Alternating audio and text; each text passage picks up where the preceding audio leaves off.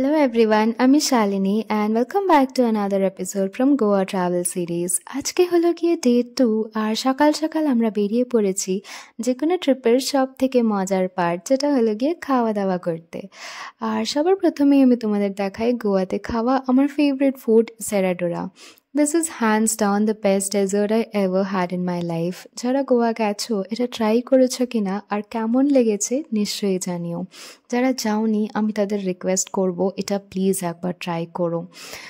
এটা যে কোনো রেস্টুরেন্ট, ক্যাফে, শ্যাক সব জায়গাতেই পেয়ে যাবে। আর আমরা এখন এসছি ক্রেমাক্সে।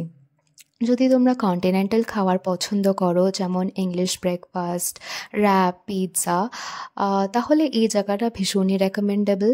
অ্যাম্বিয়েন্সটা খুব একটা কিছু আহামরি না, কিন্তু খাবারটা জাস্ট অসাধারণ।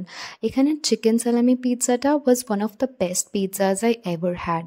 তারপর আমরা চলে এলাম একটু সাইট সিন করতে। এই জায়গাটা চিনতে পারো কিনা দেখো তো। এটা সেই জায়গাটাই যেখানে সিংঘম মুভিতে অজয় দেবগান ল্যাম্পপোস্ট নিয়ে একটা জিপের পিছনে ছুটছিল।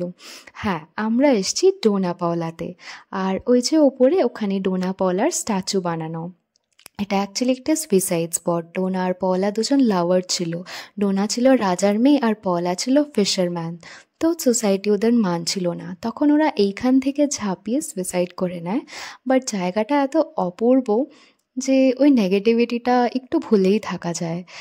আর আমি আজকে পরে নিয়েছিলাম এই ফ্লোরাল ড্রেসটা, যেটা তোমরা অনেক ভালোবাসা দিয়েছো। এটা আমি নিয়েছিলাম মিন্ত্রা থেকে।